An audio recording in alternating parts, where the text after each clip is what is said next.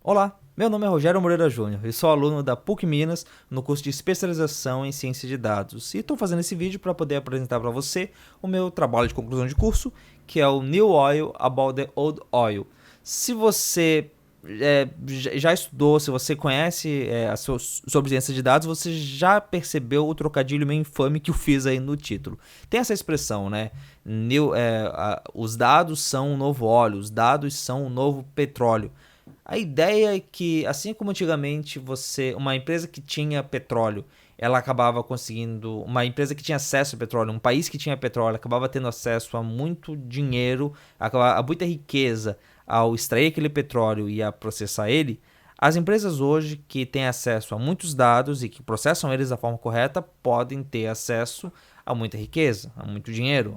Isso acaba sendo um ativo importante para ela.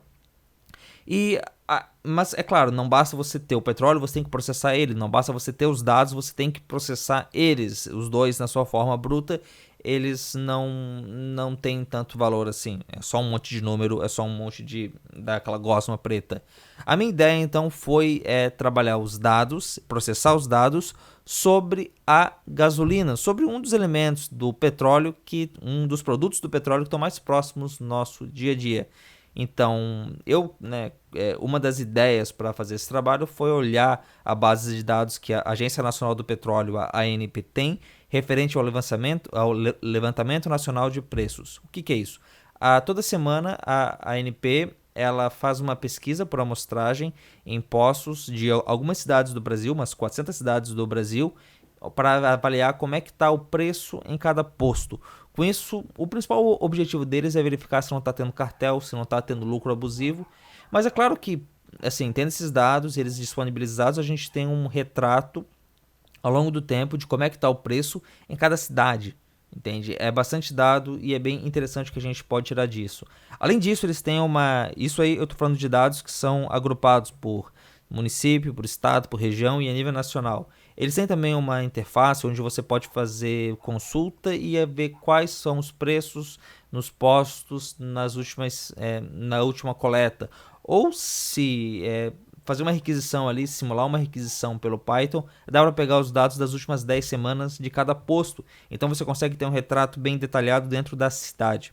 Eu vou voltar para isso logo um pouco mais. Então, o que eu fiz foi reunir esses dados, organizar eles e buscar fontes de dados que também pudessem ajudar a avaliar o contexto desses dados. Então, por exemplo, eu peguei o preço do petróleo Brent, que é o preço do barril de petróleo extraído lá no Mar do Norte, na Europa. Então, o preço desse barril de petróleo, para ver como é que ele se relaciona com o preço da gasolina aqui, o preço do dólar para poder relacionar esses dois, também o custo da cesta básica. Será que o petróleo cresce a inflação dele é maior do que a inflação da cesta básica? E o custo da inflação, para ver como é que também os índices de inflação do petróleo se relacionam, da gasolina, se relacionam com o índice de inflação dos produtos em geral. Então, tendo esses dados aí reunidos, eu elaborei 4 perguntas que iam me guiar pelo resto do trabalho. A primeira é quando e como lá fora. Como é que o preço está ao longo do tempo e como é que ele se relaciona com outros fatores. Então, é pegar o preço médio da gasolina no Brasil e relacionar com o preço do barril do petróleo Brent e com o dólar. Também a segunda pergunta é quando e como aqui dentro como é que o preço da gasolina se comporta aqui dentro em relação com o índice de inflação e em relação com o preço da cesta básica. A terceira, onde e quanto aqui dentro.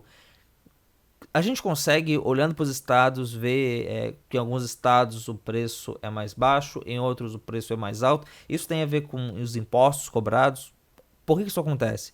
Então, tem ali, né, um mapa onde eu mostro isso, também um gráfico de linhas onde dá para ver ao longo do tempo como é que esses preços se comportam. E, por fim, o onde e quanto aqui em Belo Horizonte.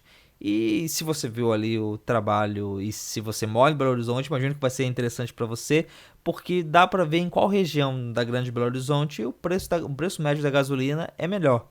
E, poxa, né, acaba sendo útil para o nosso dia a dia.